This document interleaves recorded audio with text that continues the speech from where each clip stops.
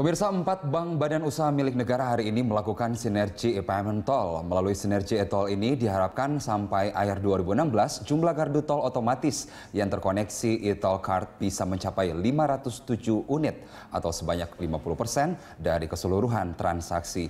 Untuk informasi selengkapnya kita segera bergabung dengan Nori Utari dan Hafiz di gerbang tol Jati Asi 2 Bekasi, Jawa Barat. Iya, Nori, apa manfaat untuk menggunakan e-tol dalam transaksi? Ya, Carlos, bahwa manfaat dari e-tol card ini adalah untuk mengurangi kemacetan dan baru saja tadi selesai yaitu peluncuran e-tol card Himbara, yaitu himpunan bank negara yang terdiri dari beberapa bank BUMN, yaitu Bank Mandiri, Bank BNI, Bank BTN dan juga Bank BRI.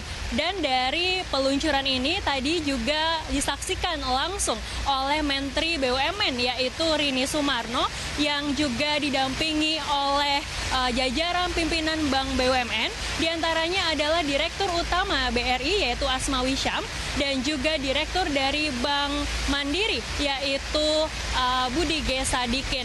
Dan tentunya dengan peluncuran e-tol card Himbara ini dapat memberikan kabar baik bagi Anda dan juga pemirsa yang pengguna jalan tol karena saat ini untuk e-tol card ini tidak hanya diterbitkan atau dikeluarkan oleh Bank BUMN yaitu Bank Mandiri saja, namun juga diikuti oleh 3 bank BUMN lainnya. Dan tentunya hal ini dapat mempermudah masyarakat untuk bisa mendapatkan e-tol card dan juga untuk bisa menggunakannya selama dalam perjalanan di jalan tol ini.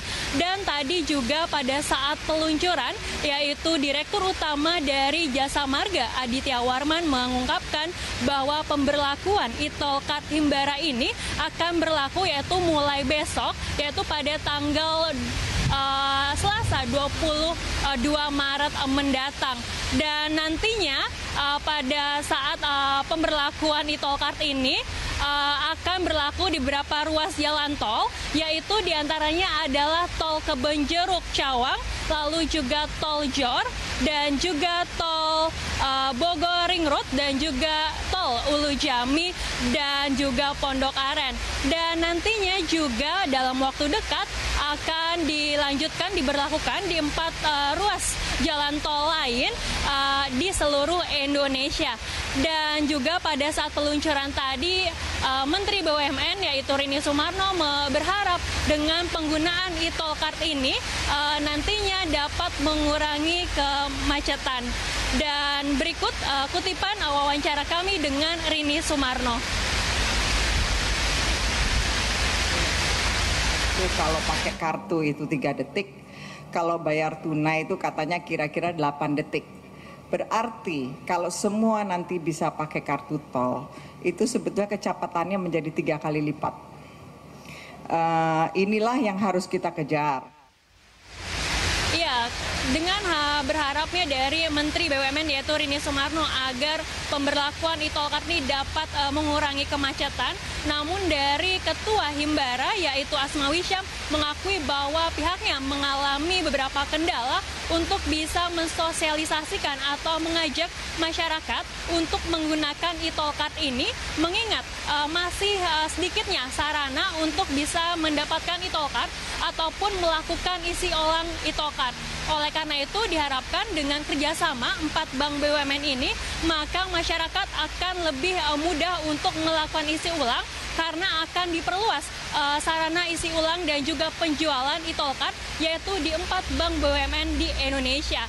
Dan selain itu juga Asmawi menyatakan bahwa dengan mendorong masyarakat menggunakan e-tol card ini, maka akan semakin banyak juga dana yang masuk atau yang dihimpun oleh setiap bank yaitu bank BUMN. Dan tentunya dengan banyaknya bank yang dihimpun dalam bank ini sendiri juga akan meningkatkan likuiditas dari bank BUMN. Carlos.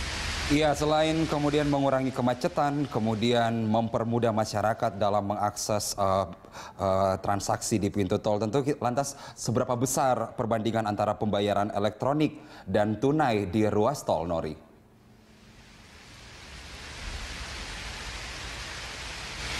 Iya, Carlos, bahwa penggunaan e-tol card di jalur tol ini yaitu masih sebesar 20% dari total transaksi tol selama sebulan berlangsung.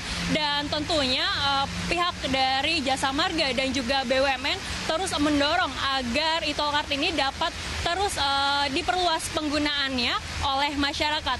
Oleh sebab itu pihaknya nantinya juga akan membangun atau menyediakan GTO di ruas jalan tol, yaitu untuk tahun 2016 ditargetkan GTO yang ada di Indonesia yaitu sebesar sekitar 500 GTO untuk tahun 2016, dan ditargetkan untuk tahun 2020 GTO bisa tercapai yaitu di seluruh ruas tol di Indonesia, dan tentunya nantinya bisa mengikuti jejak-jejak negara lain seperti London dan juga Malaysia yang saat ini sudah menggunakan jalur tol tanpa menggunakan transaksi tunai sehingga dapat mengurangi kemacetan di jalur jalan tol. Carlos.